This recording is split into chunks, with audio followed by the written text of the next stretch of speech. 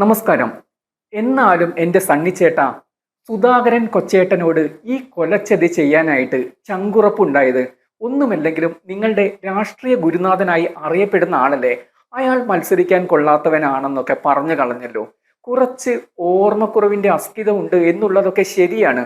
പഴയതുപോലെ മനസ്സ് ചെല്ലുന്നിടത്ത് മെയ് എത്തുവാൻ സാധിക്കില്ല എന്നുള്ളത് ശരിയാണ്. എന്നും പറഞ്ഞ് അയാളെ കൊള്ളാത്തവനായി വിധി എഴുതണോ? പിന്നെ അധികാരത്തോടുള്ള കൊതി, അത് അദ്ദേഹത്തിന് പണ്ടേ ഉള്ളതാണ്. വായിൽ തോന്നിയതെല്ലാം വിളിച്ചു പറയുന്ന പരിപാടി അദ്ദേഹം നിർത്തുകയുമില്ല. ഏതു മനുഷ്യനായാലും ചില്ലറ ആഗ്രഹങ്ങളൊക്കെയുണ്ട്. ഭരണം കയ്യിൽ കിട്ടാൻ പോകുമ്പോൾ അതിലൊരു മന്ത്രിയായി ശോഭിക്കുക, ആ വഴിയിൽ വല്ലതും തരപ്പെടുത്താൻ പറ്റിയാൽ അത് അറകളിൽ ശേഖരിച്ചു വെക്കുക. സമ്പത്ത് കാലത്ത് തൈപത്ത് നട്ടാൽ ആപത്ത് കാലത്ത് കാപത്ത് തിന്നാം എന്നല്ലേ ചെറുപ്പകാലം മുതലേ നമ്മളെ പറഞ്ഞു പഠിപ്പിച്ചിട്ടുള്ളത്. ആ ആഗ്രഹം കൊണ്ടാണ് സുധാകരൻ കൊച്ചേട്ടൻ ഒന്നുകൂടി മത്സരിക്കണം എന്ന് പറഞ്ഞത്. നിനക്ക് കൊടുക്കാൻ പറ്റില്ലെങ്കിൽ കൊടുക്കാതിരുന്നാൽ പോരെ.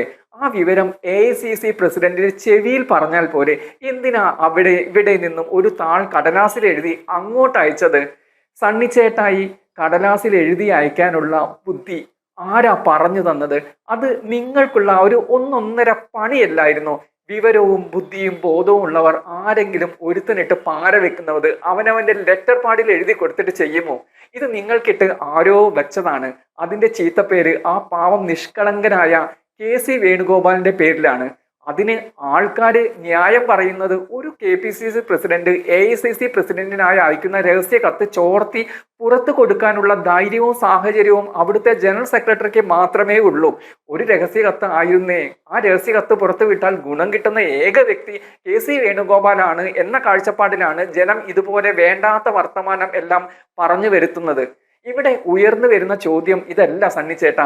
കേവലം ഒരു കത്തിന്റെ പ്രശ്നമല്ല ഇത്. KPCC പ്രസിഡന്റ് AICC പ്രസിഡന്റിന്റെ രഹസ്യമായി അയച്ച കത്ത് പോലും സൂക്ഷിക്കാൻ കഴിയാത്തവനെ രാജ്യത്തിന്റെ രക്ഷ എങ്ങനെ ഏൽപ്പിക്കും എന്നൊരു ചോദ്യം ഇവിടെ ഉയർന്നു വരുന്നുണ്ട്. അത് ജനത്തിന് മനസ്സിലായതുകൊണ്ടാണ് നിങ്ങൾ കേന്ദ്രത്തിൽ വരാത്തത്. സംസ്ഥാനത്താണെങ്കിൽ പോലും ഒരു ഭരണം കിട്ടിയ അവിടെ മന്ത്രിസഭാ യോഗത്തിൽ എടുക്കുന്ന തീരുമാനങ്ങൾ അല്ലെങ്കിൽ നടക്കുന്ന ചർച്ചകൾ അക്ഷരം പ്രതി ദൃശ്യമാധ്യമങ്ങളിലൂടെ കണ്ടു രസിക്കേണ്ടി വരും. അതും തലമുടിയുടെ പര്യായം എല്ലാം പറഞ്ഞല്ലേ അഭിസംബോധന തന്നെ നടക്കുകയുള്ളൂ.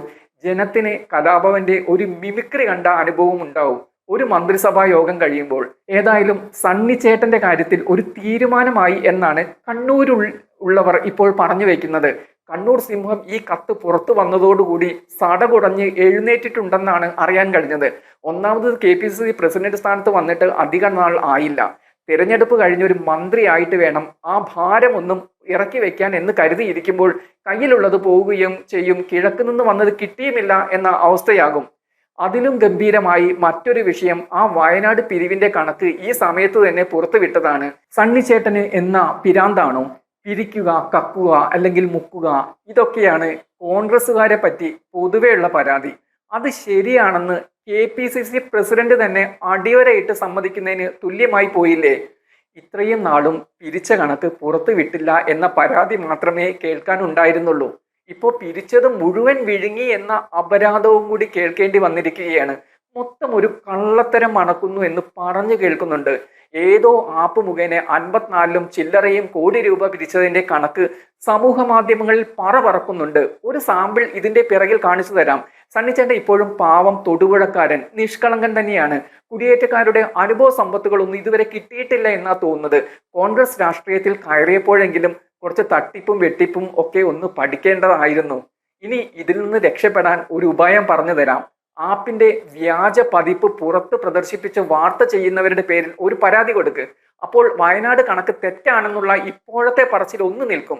KPCC പ്രസിഡന്റ് എന്ന നിലയിൽ താൻ AICC പ്രസിഡന്റിന് ഒരു കത്ത് അയച്ചിട്ടില്ലെന്നും സമൂഹ മാധ്യമങ്ങളിൽ പ്രചരിക്കുന്നത് വ്യാജ കത്താണെന്നും അതിന്റെ നിജസ്ഥിതി അന്വേഷിക്കണമെന്നും ഒരു പരാതി കൂടി അങ്ങ് കൊടുക്കുക. തെരഞ്ഞെടുപ്പ് വരെ പിടിച്ചു നിൽക്കുവാൻ സാധിക്കും.